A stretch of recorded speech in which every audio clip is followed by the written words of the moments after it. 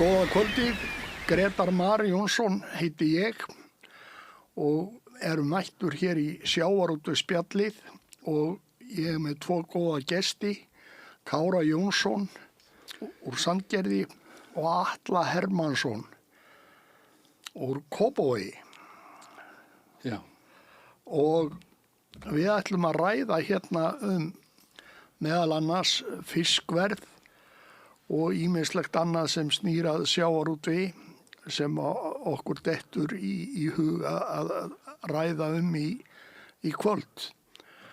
Og ég vil kannski byrja á verðlagning á fiski. Kári, hvað vilt þú segja það?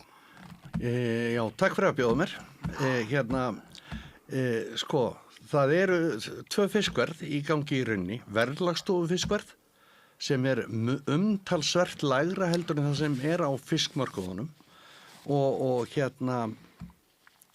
við þurfum að finna sanngjarna góða leið til þess að umpóla þessu. Það gríðarlegur launaþjófnaður á sjómönnum og svo rauninni tekjurán í framhald af því á bæjarsjóðum og ríkissjóði. Hafnarsjóði. Já, og svo náttúrulega, já, ég tala svona að því að þetta bæjarsjóðir sem náttúrulega rekur svo hafnarsjóð og allt þetta. Þannig að en það sem mér þykir vera sérstakt og alvarlegt núna, einmitt í aðdraganda kosninga, að þá engin einasti bæjarfulltrúi að ræða þessi mál með neinum hætti. Það finnst mér alvarlegt. Nei, en þeir eru að kvarta yfir því að þeir þurfa að fá meira út úr jöfnunarsjóði sveitafélaga og vanti meiri peningin í skólakerfið og heilbrigðiskerfið og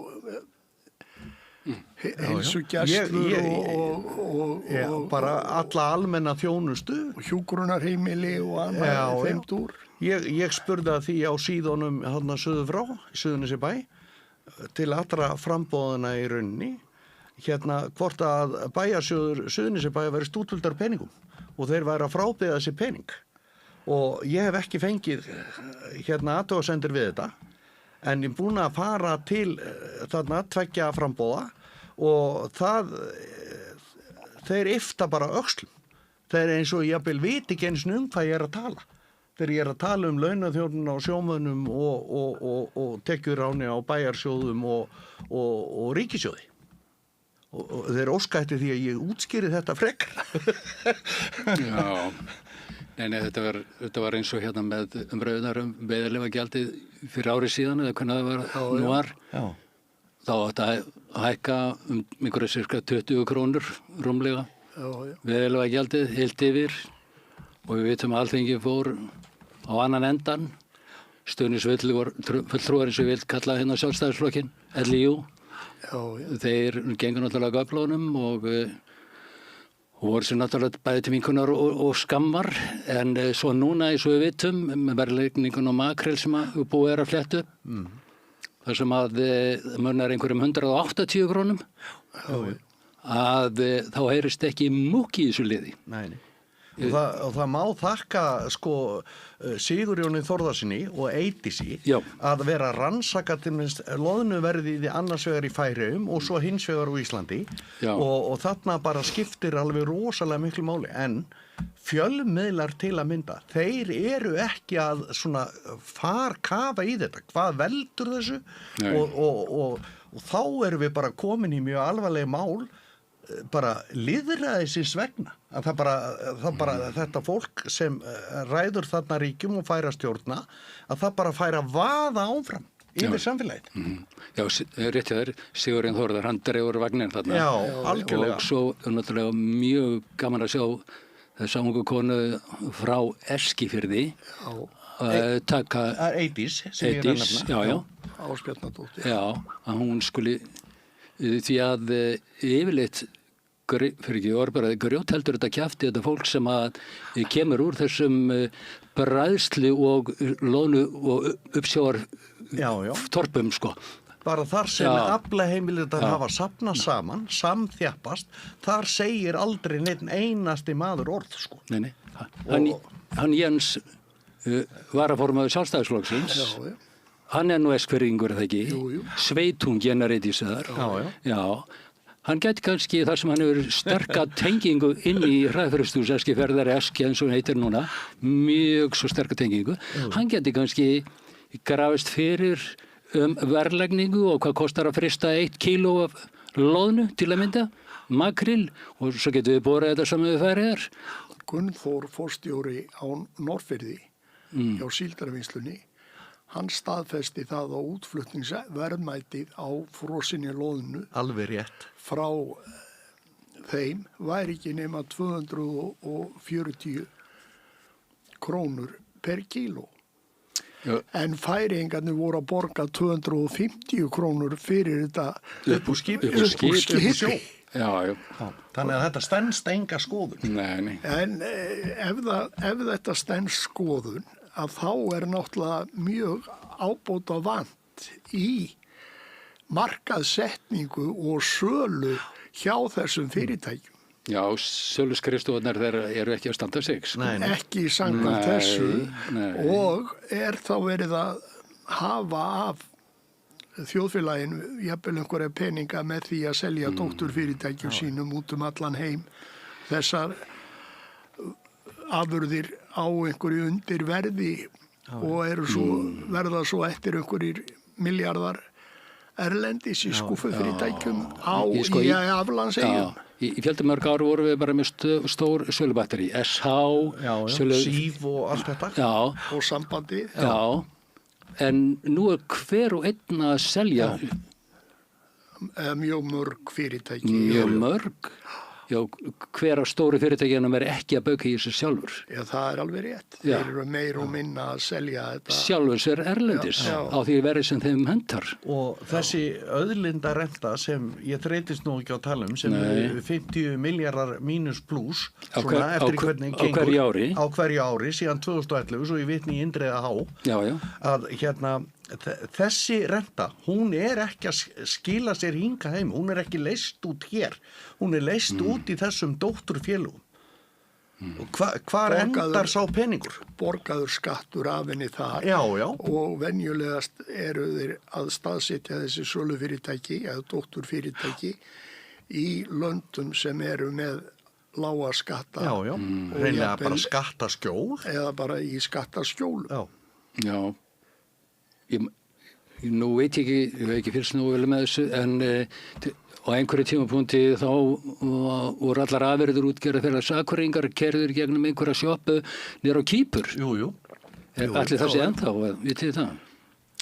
Já, Askja þarna heitir ekki Askja hjá þeim, sem tók við eiginlega Namibíu erlenda hluta Samherja. Það eru staðsettir á Kýpur. Það eru dótturfyrirtæki út allan heim. Það komur fram í máli þegar Jón Baldvin var fyrir hálfu mánuði síðan eða 3 vikum að þá var hann sagðist hafa ásamt blaðamanni spurt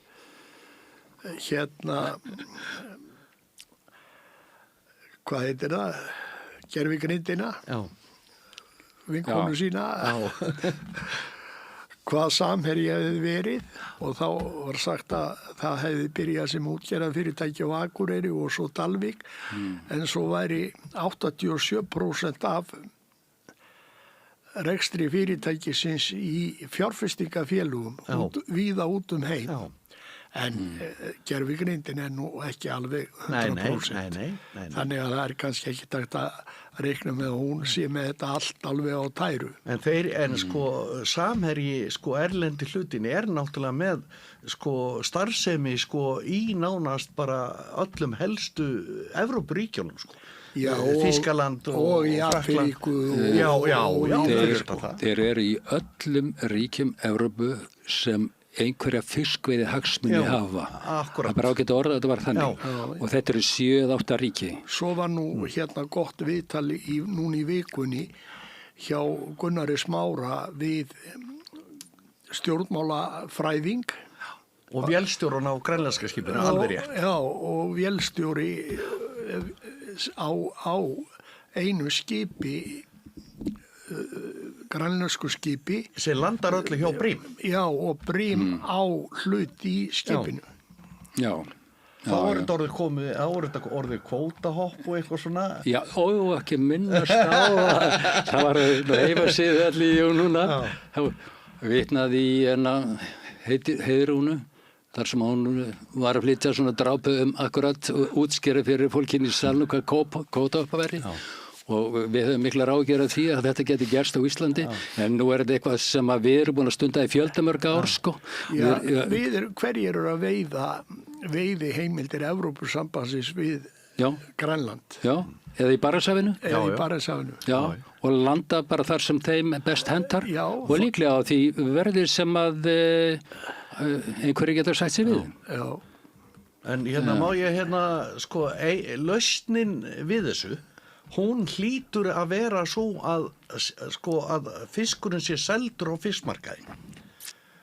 Það er engin önnur leið fær til að stoppa þennan launaþjófnað og þetta tekjurán af bæjarfélögunum og ríkissjóði nema þetta sé sett á markaðin með einhverjum hætti, einhverjum útfærslum og allt þar fram eftir göttunum. Við verðum að finna þessa lausn og vonandi bregst ríkisstjórnin bara hratt og vel við þessu af því að þetta búið að fá, fiskmarkaðin komið fisk 1987, sko. Já. Þannig að 1986. Já, 86, fiskmarkaður Faxamarkaðinu. Já, var Faxaskála 1. Já. Nei, en það var fyrst fiskmarkaðurinn í Hafnarfirði. Það var 86. Já. Og svo fiskmarkaður Suðurnesja árið eftir. Já. Og svo kom þetta koll. Já. Og út í bú og allt þetta og þannig að þetta er til staðar þetta net og allt flutninganetið og allt þetta. Það sem stjórnvöld gætu gert líka að þau gætu sagt að meðalverð fiskmarkaðana væri það verð sem hafnargjöld skyldu reiknast út frá. Það er að segja prósentan 1,45 eða 50% eða hvað sem sveitarfélögin hafa í prósentu og það væri viðmiðunarverðið væri meðalverð fiskmarkað. Það væri ein leið. Já, alveg rétt. Er því eitthvað svipað í Færeyjum?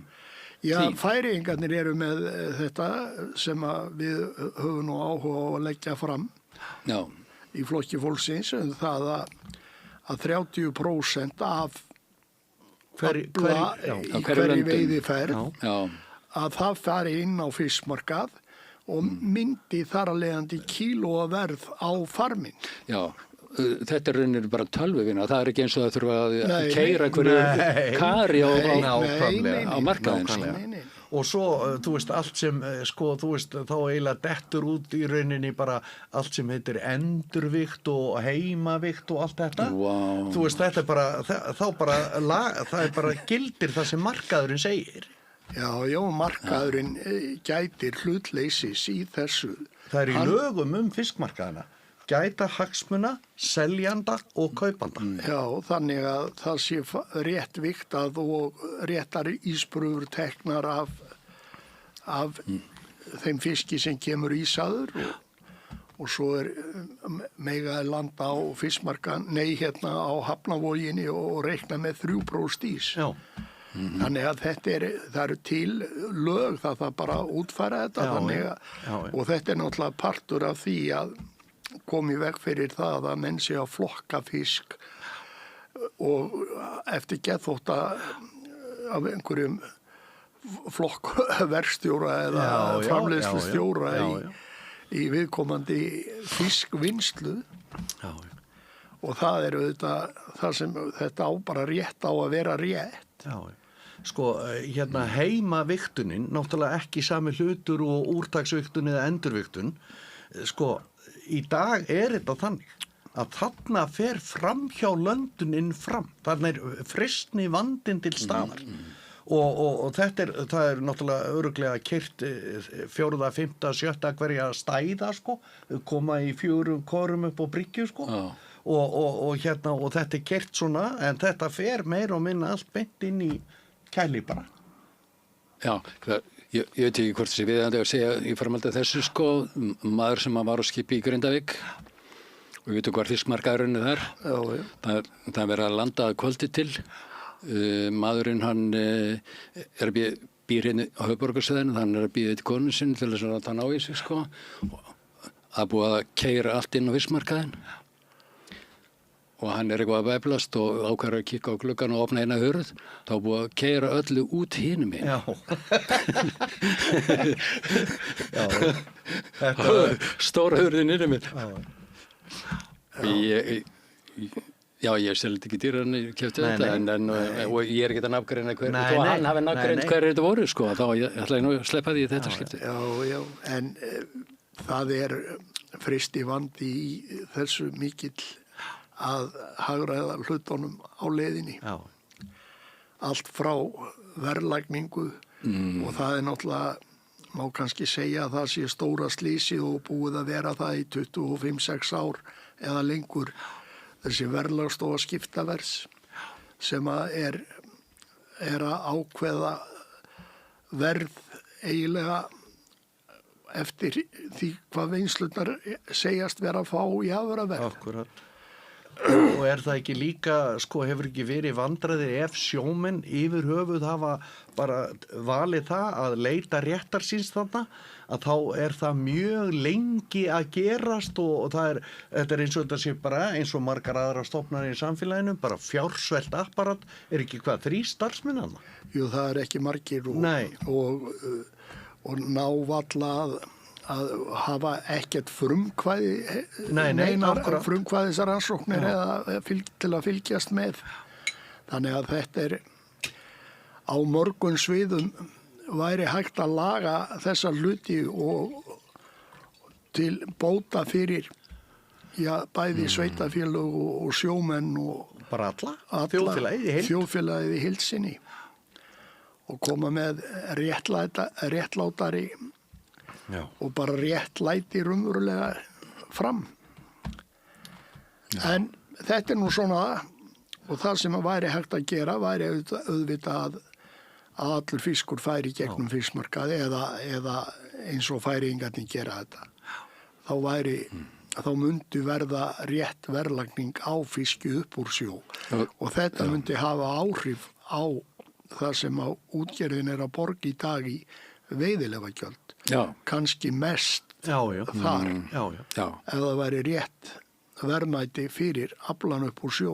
Af því þú nefndir veiðigjöldin í fyrra, þá það svo fyndið hvernig það komu fréttir af Samherja og Bríf að þeir hafa búið að samþykja þessi hækkuðu veiðigjöld upp í 47 krónur.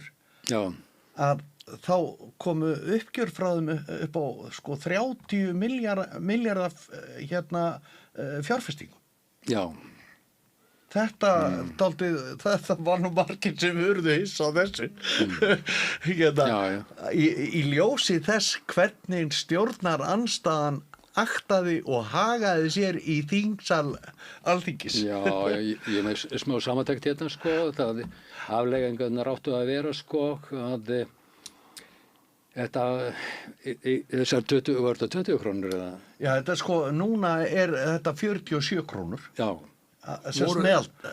Hækkunin var hvað? Einhverja 20 krónur? Já, 20 krónur. Rúmar 20 krónur. Það sem sagt, sko, einhvers staðar stóð, þetta þyngra högg fyrir okkur en tollar Trump, sko. Og landa munu vera fiski á erlendum mörkuðum, sko. Og hækkunin mun gera Ísland fátækara, sko. Og aðfara undirstöðu atvinnu í einum, sko, og tilvisti lýsis alvarlega ógnað, sko, og Guðmundur í Brim kerti svo í lýsi. Já, fyrir 30 milljarðar. Fyrir 30 milljarðar. Já. Og sko, og listin eiginlega óvandarlegur eins og svo sem tók hann saman, sagði, sko. En þetta náttúrulega bara alveg fyndið núna, sko, í sambandi við allar sjávarbyggðirnar litlu, sko, að það heyrist ekki múki í frambúðundum, sko. Það leðast bara með veggjum, sko, eins og mísundi fjallaketti, sko. Og núna eins og umræðin hefur verið uppsjávarfiskinn, að stóru sveitafélögin, sko, Vestmannaeyjar og og Austfjarðahafnirnar. og Austfjarðahafnirnar að það heyrist ekki múk þaðan sko. Nei. En svo eins og Gulli vinnur okkar sagði sko að nefnið bara veiðilefagjald eða strandveiðar, þá stakk allir til sko. Þá ert þú búin að sprauta. Það var eitthvað rásið sko. Þetta er náttúrulega ekki fyndið fyrir 5 ára hvernig þetta aumingjar æfilsfólk lætur sko. Nei, það er nú það. En svo er þessu skrítið að þetta er allt saman fólk sem þarf svo stóran hluta af kökunni sko. Og skammt sér svo einhverja 5-7 milljónir í launamánuði. Og sko þannig að þarfinnar eru alveg gríðarlegar hjá þessu fólki sko. Þess vegna vil ég meina sko að þetta eru þurfalingar nútímans. Þetta eru þurfalingarnir. Já, þetta eru þurfalingarnir. Þetta eru þurfalingarnir. Alveg ríki styrk, alveg massavís. Já, og þessa einokun er ekkit annað en heldur en sko ríki styrkur. Er ekki þessi einokun á kvótanum, er það ekki stærsti ríkistyrkur? Auðvitað. Ég segi gjarnan sko að fiskvinnsla stórútgerðarinnar, þetta eru stærstu einstöku vernduðu vinnustæðunar á landinu. Já. Já, það má alveg til sannsvega færa það.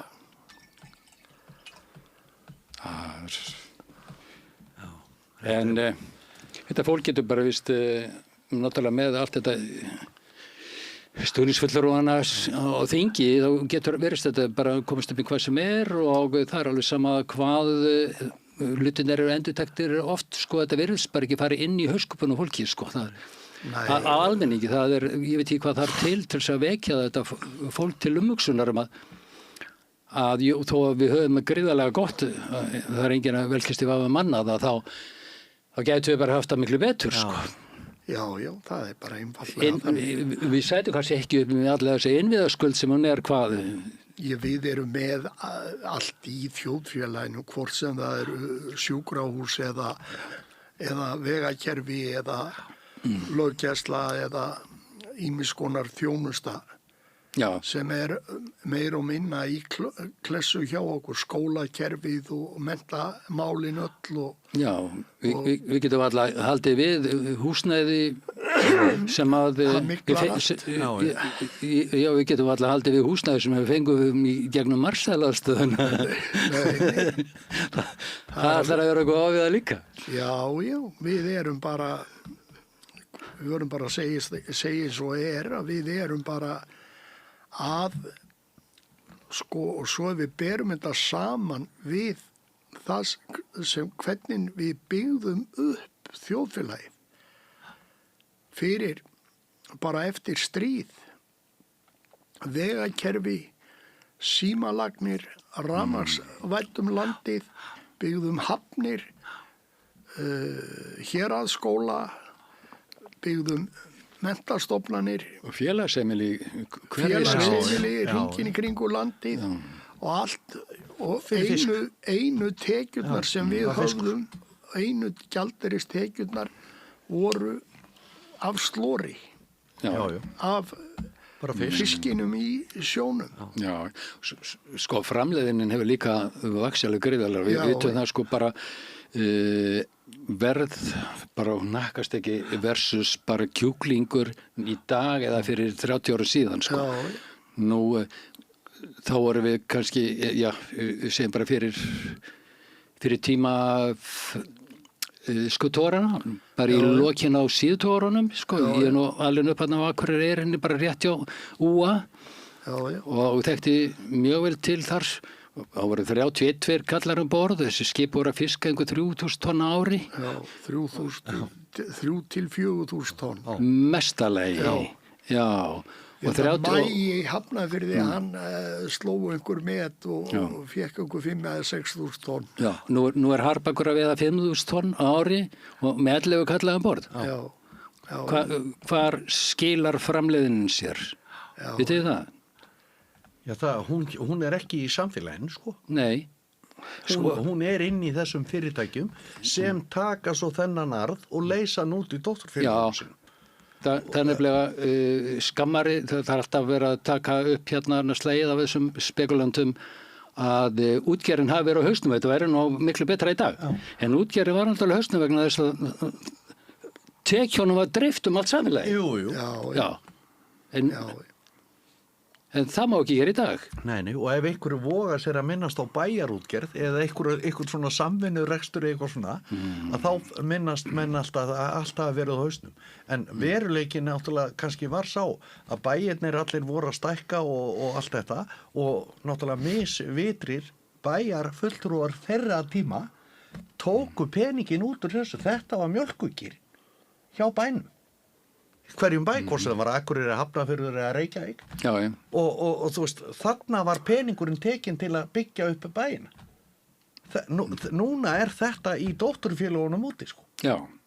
Við sjáum ekki, eina sem sést, það er þegar að þeir til dæmis koma og auka hlutsinn í högum eða sjóvá eða eitthvað slíkt, sko.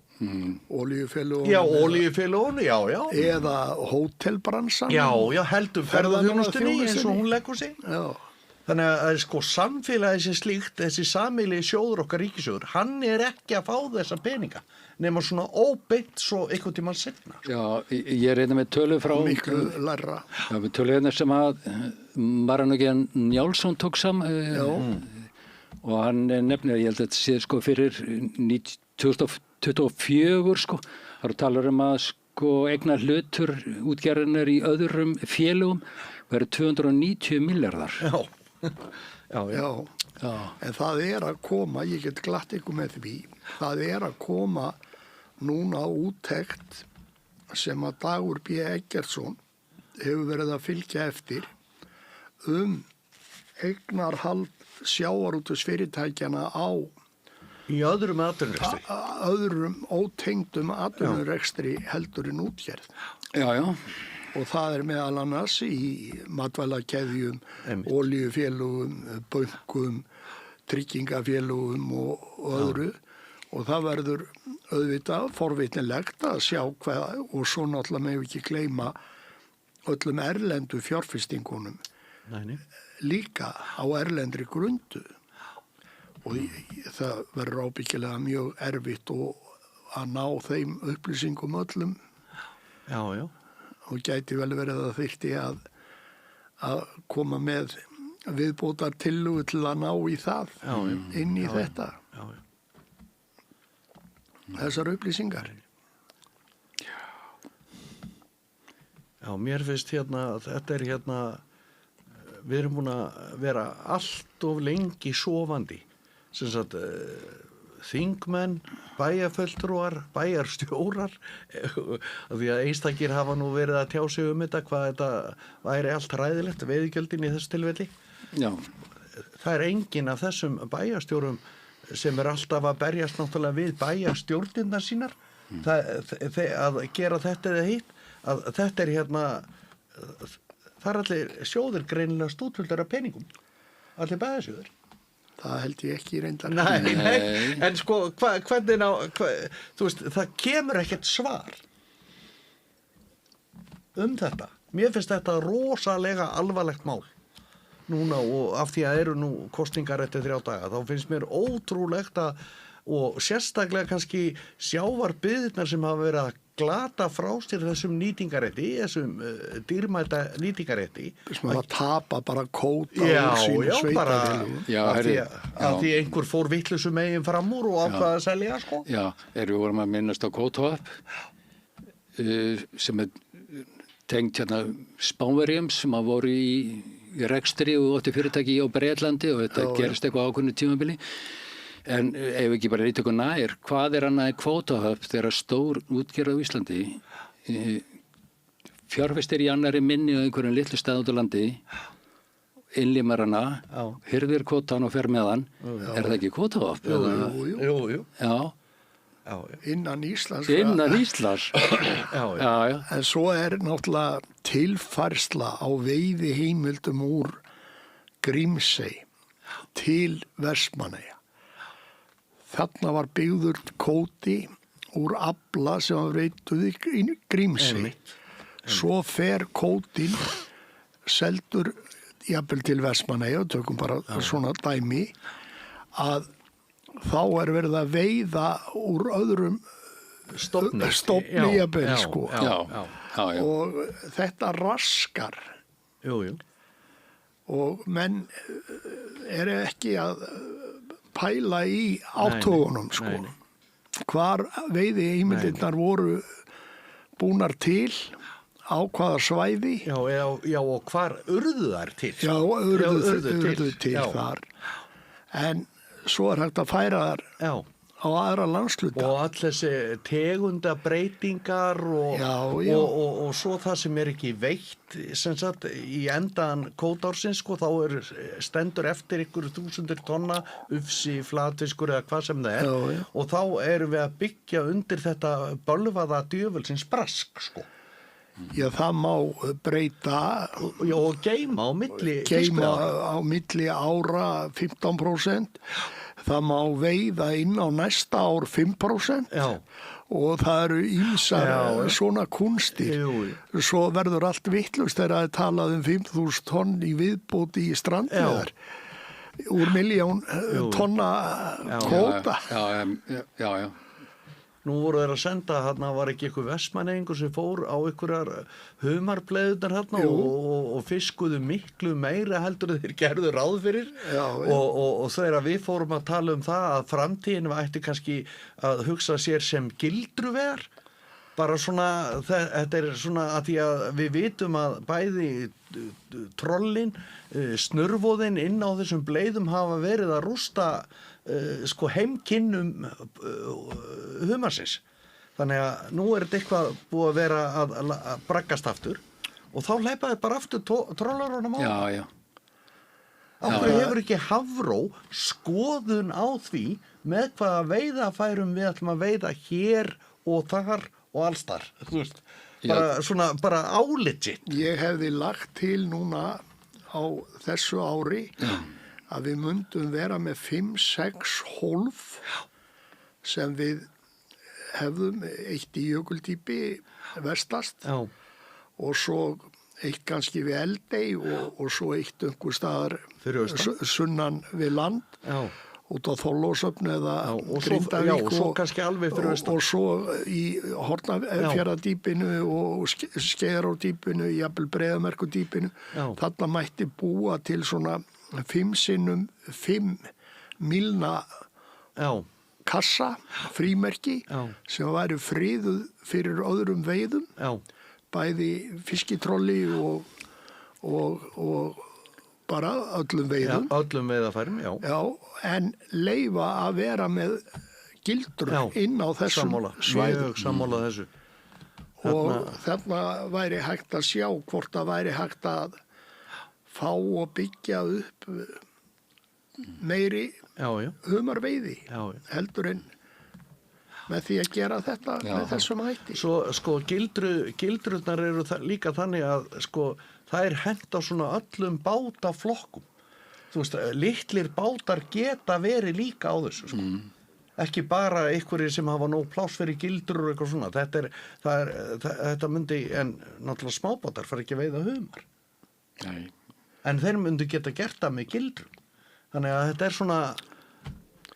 Þú getur stækkað pottinn í rauninni eða möguleikana. En það verður sjálfsagt erfitt að fá menn til að skoða einhverja svona hluti. Við viljum helst ekki skoða neitt, við viljum bara gera þetta eins einfalt eins og hægt sko. Maður tók til því eins og þegar ég fór nú marga ferðir upp og niður norsku strandleikina þegar ég var í veiðarfæradótari sko. Þá rak maður sér alltaf á einhverja nýjar útfærslur og línum og svona sko. Það var alveg sama og ég kom í stundum með hugmyndir hérna heim sko, prófa þetta, prófa hitt. Nei, það var ekki að ræða. Það mátti ekki breyta inn krók ef mann var aðeins öðru í sig bói en þá bara gekk fólk út úr beitingaskóranum skiljum. Þannig að við erum ekki alveg þar að þurfa að gera eitthvað meira með höndunum en við þurfum sko. Þess bara að draga nýð þungtæk og eftir okkur sko. Og þetta er sem bara gilsa við að losa úr þessu sko. en þarna væri til dæmis bara mjög sniðugt að pröfa þetta á nokkrum svæðum. Hvort að þetta myndi ganga. Og þetta gætu verið þess vegna miklu minni bátar. Bara auglýsettir umsóknum og bara utan kvóta og menn ekki kræður neins, það var bara góð umgengni. Þetta er ekki stundar humarveiðar sko með gildrur í Norður-Nóri. Það er víða.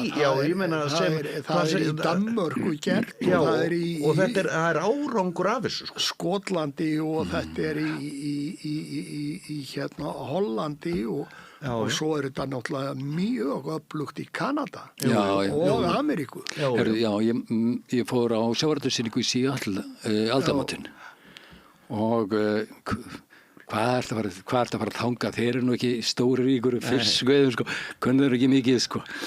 Og svo þegar maður góða þá svo maður bara gildrudeildin var bara eins og gólfið í Laugardalsvellinum og svo laxveiðar í sjó, það var bara eins og annað gólfi í Laugardalsvellinni.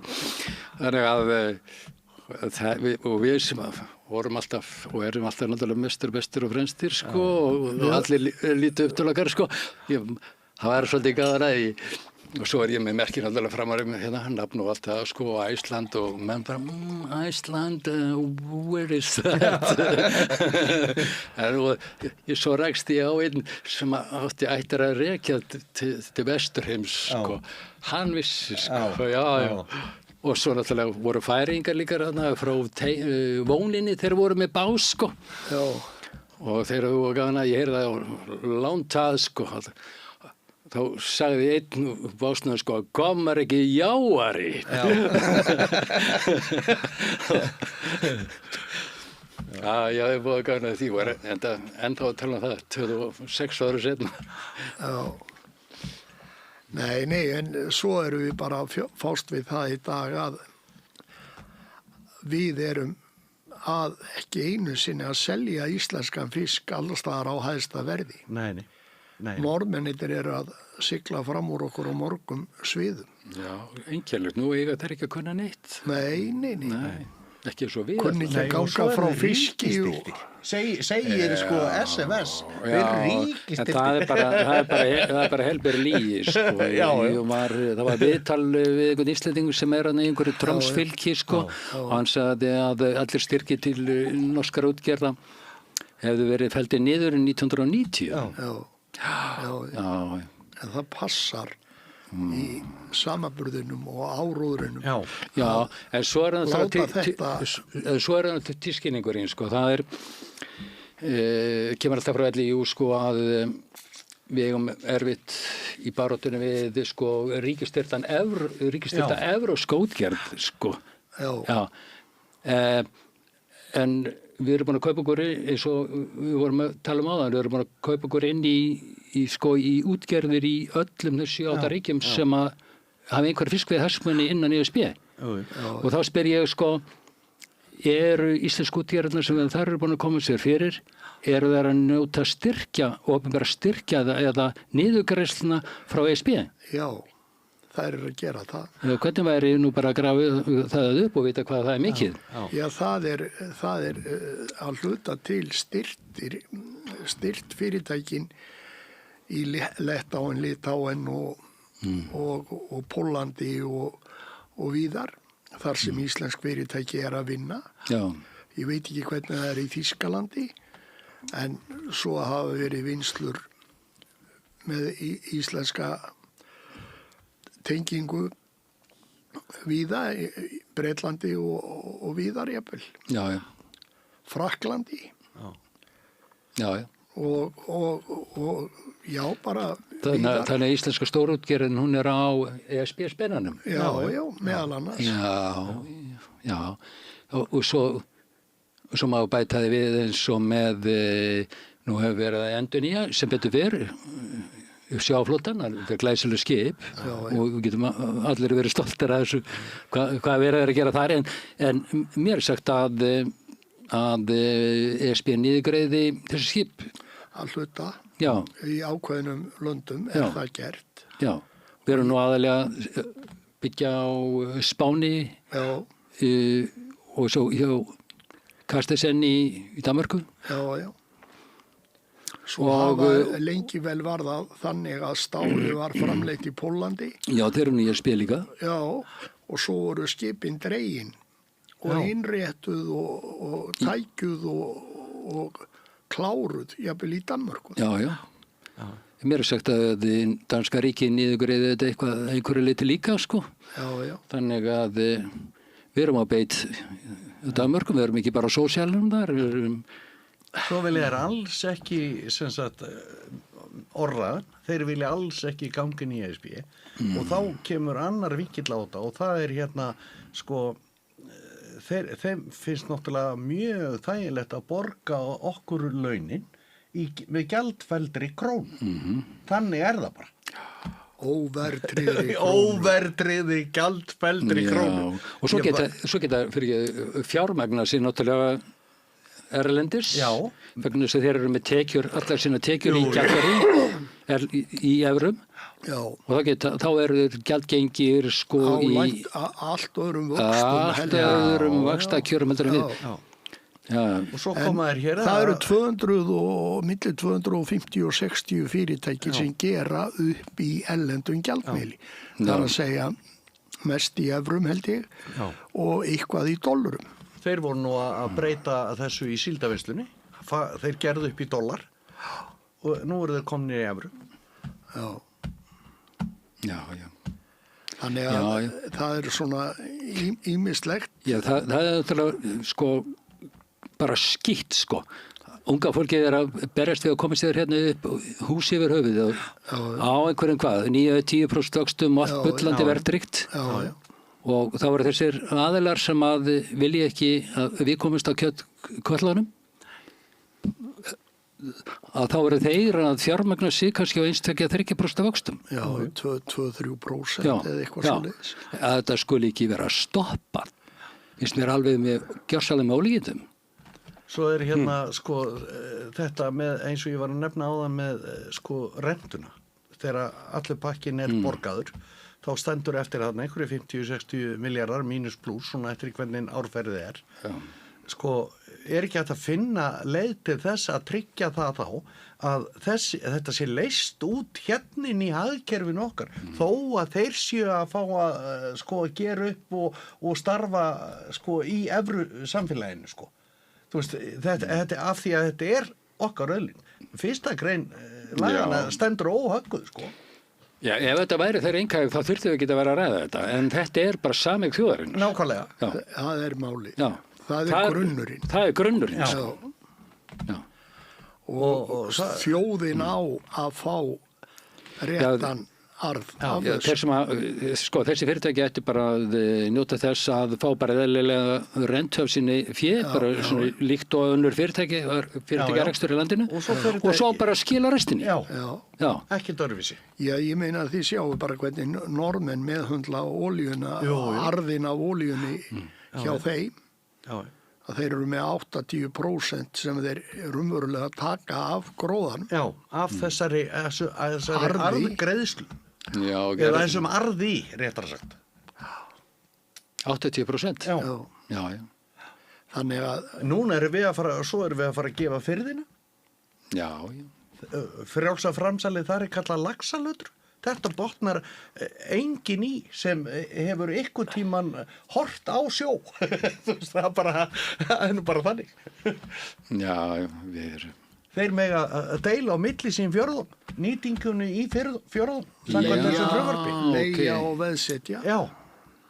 Þeir eru að búa til nýtt kvótakerfi í sjókvíaeldinu, eins og frumvarpi lítur út núna. En við skulum nú vona það að þingheimur sjáu að sér. Hver er að vinna í þessu frumvarpi? Það er bara komið fram, það er í samráðsgáttinni. Atvinnuvegaráðherra er að leggja þetta fram. Já, Hanna Katrín. Hanna Katrín. En vonandi verður nú einhverja breytinga að gera því. Sérstaklega í sambandi við það að þeir eigi ekki raunverulega fjörðin, geti leiktan eða selt réttin á þetta mörgum kvíum í í þessum firði Já. eða þessu magni af fiskeldi í tonnum talið. En þetta svona eitt af því sem að sjálfsagt verður nú töluvert í umræðinni á næstu vikum og mánuðum. En þið eru sammála það að þetta sé ekki sanngjarnt eins og þetta og þið viljið að það verði gerð einhver bragabót á þessu. Lagfæringar og breytingar sem að þjónka almannahagsmuni. Það það sem lykilatriði. Við getum ekki kannski endilega éti fílinn í eitri, við verðum að taka stór og svona nógu stór skref, þannig að almenningur í landinu átti sig á því hvað búið að vera að gerast, þannig að við getum betrumbætt samfélagið. Það það sem ég sé í þessu. Í sambandi við fiskmarkaðina annað, það sko, ef fiskur kemur inn á fiskmarkaðina í staðin fyrir að hafa þetta fyrirkomulega svo til núna, þá verður líka svakalega mikið nýliðun í fiskvinnslu. Unga fólki okkar sem að mennta sig í þessum fræðum í dag, það allt í einu sér ákveðið tækifæri. Að byrja 2, 3, 4, 5 saman eitthvað. Já, það kemur það einhver ákveðin trygging fyrir því að þú... Já, og þetta ef frumvarpið okkar Sigurjóns næði fram, að þá væri vitað hvað kæmi sirka mikið magn af fiski inn á markaði. Og það myndu náttúrulega fiskvinnslur án útgerðar sem í dag og þurfa að kaupa allt sitt hráefni á fiskmarkaði, að þeir myndu geta stækkað og orðið eflir í markaðssetningu. Já, meiri fyrirsjáanleiki. Það sem kemur náttúrulega með nýju fólki líka ný sköpun. Það bara virkar þannig. Og jafnvel nýjir markaðir líka. Já, bara algjörlega. Það helst allt í hendur. Já. Menn fara að þjónustu ný svæði og annað í þeim túr. Svo allt þetta sem fyrir utan sjálfan fiskinn, bara öll önnur þjónusta sem sagt að þegar þessi umsvif verða svona aukin í plássunum, þá verður allt í einu grundvöllur fyrir annarri starfsemi. Afleitt störf í rauninni og bara tekjur fyrir bæjarfélögin og allt saman. Þannig að þetta vinn-vinn fyrir alla í reynd, sko. Já, við getum bara að segja hvað bara pínulítið strandveiðikerfi getur gert fyrir byggðirnar. Jú. Já, í 2-3 mánuði eða 3. Já. Vonandi 3,5. Já, vonandi 3,5. Það nú gaman að fylgjast með honum félag okkar í Vestmannum, hún Gogga. Já, hann lætur okkur alltaf vita, sko, þegar hann að fara út og svo þegar hann 3 tímur seinna eða 4 þegar hann búin að sækja skattið sín, sko. Já, það bara mjög gaman að fylgjast með honum. Við erum alltaf búin að fylgjast með honum á línunni frá áramótum. Jú, alveg rétt. Alltaf með fullan bátmaður. Já, alveg ótrúlegur, sko. Það búið að vera ótrúlega mikið fiskir á bara nánast hringinn í kringum landið í öll veiðarfæri. Hvort það lína, snurvoð, troll eða net eða bara hvað sem á hvaða veiðarfærin sem eru. Já. Það maður bara man ekki eftir svona jafn góðu afla allstaðar. Oft hefur verið þannig að einhver svæði Breiðafjörðurinn hefur gefið vel og svo kannski fyrir austan Vestmannaeyjar eða eitthvað. Og þá hefur flotinn meir og minna allur verið komin þangað. En núna þarf enginn að fara eiginlega lengra heldur nema 5 eða 10 sjómílur frá sinni heimahöfn til að vera komin í mókveiði. Já, og þessu örfóðil netabátar sem eru. Já. Þú maðurst það nú, þú skarst af netinu, þú varst búin að fiska 1 tonn í það inn í galandaga. Þá var það sleið undan. Já, það var svona regla. Já, nú fá maður bara... Þú fiskaðir 1000 tonn, þá fórstu með 1000 slöngur í það. Já. Það var ekkert óalgengt. En nú eru menn að fá 1 tonn í net sko í hverjum drætti. Já. Þetta er... Jú, og sko netaveiðarnar eru þannig að bátar eru kannski með 60, 70, 80 net í sjó þegar best lætur hjá þeim. Já. Og þeir leggja þetta á mótnana og byrjar að draga eftir 2-3 tíma. Já, fara bara í hinn endans til, sko. Já, má eiginlega segja það. Það er svona, þeir fá sér morgumat. Þeir fá sér svona, og einhverja að segja einhverja legasögur og fara svo að draga. Já. Og mókabli. Já. Og svona var þetta með náttúrulega línuballan hérna í den, sko. Þetta voru 100 kíló og 420 króka. Og þá var þetta í lagi. Já.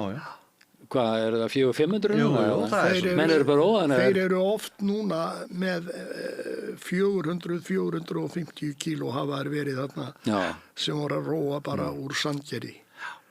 Þeir koma svoleiði sökklaðinni sko og jafnvel þurfa að skilja eftir ykkur að rekka sko. Þurfa að sækja, setna. Tví róa til að komast með aflan í land. Já. Og ég var nú með Björn Ólafsson hérna daginn sem hefur nú stúderað mikið hérna vinnubröð Hafró. Jú. Og meðal annars segir hann að við séum með jafnmarga þorsk einstaklinga í veiðistofnunum í dag eins og þegar við vorum að veiða fyrir dagakvótakerfisins 450.000 tonn. En þeir eru léttari. Hann sagði eitthvað á þá leiða að þeir varu nú sennilega ekki alveg jafnþungir. Já. Nei. En jafnmargir einstaklingar. Já. En svo bara hefur engin merkjaleg nýliðun orðið. Nei. Og það er út af því að hann étur svo mikið undan sér. Sjálfsáti er svakalegt. Og það er náttúrulega það sem er... Já, hvað verður annars af ungviðinu? Það verður ekki stórt, það drefst, það er bara spurning, drefst að náttúrulegum dauðdaga? Eða er það étið? Já. Það er ekkert margt sem kemur til greina? Nei. Það er þetta eru skýringarnar. Þess vegna er svo auðvelt að vera sammála eins og Jóni Kristjánssoni. Við þurfum bara að veiða meira, aðeins meira.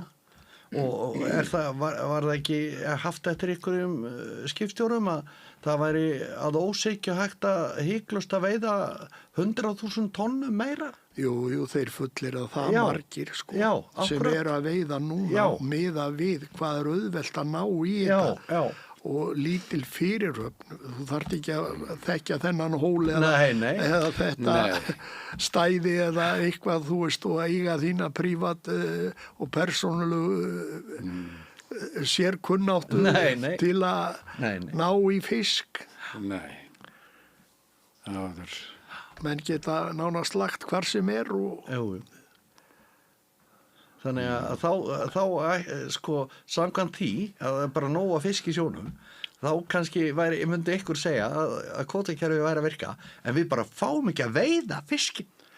Nei, þeir vilja... Af því að það eru aðrir hagsmunir sem þeir vilja hafa jafnstöðu afla. Já. Það sagði fyrrverandi forseti, formaður LÍU. Friðrik Jón Arngríms kom með þetta fyrst. Fyrir 25 ára síðan. Og var það ekki líka Ragnar Árnason, hagfræðiprófessor, sem vildi stoppa allar þorskveiðar í 2 ár? 2007 eða 8? Já, þetta var ekki kjölfars... Nei, þetta var fyrirhrun.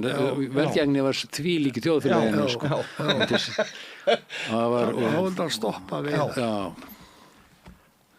En drengir, við erum nú búin að vera að spjalla núna í tæpan klukkutíma. Hvað segið þér, eitthvað sem þið viljið? Má vilt þú byrja eða? Nei, ég hef engu við þetta betra. Nei, ok. Ég ætla að skora á bæjar fulltrúa hringinn í kringum landið að hysja upp eins og núna. Það eru 3 dagar til kosninga og þið verðið að bregðast við þessum fréttum sem hafa komið íslenska sjávarútveg. Bara núna. Sama gildur fjölmiðla. Þið verðið að taka ykkur tak. Takk fyrir. Já. Allir, vilt þú bæta einhverju við? Þetta? Nei, ég bara tek undir með honum, sko. Bara, þetta er bara alveg hrópandi eins og það er bara ákveðið gengi eins og búið að leggja undir sem Morgunblaðið sem að er einhver áróður fyrir stórútgerðina og við erum með, eins og ég hef sagt,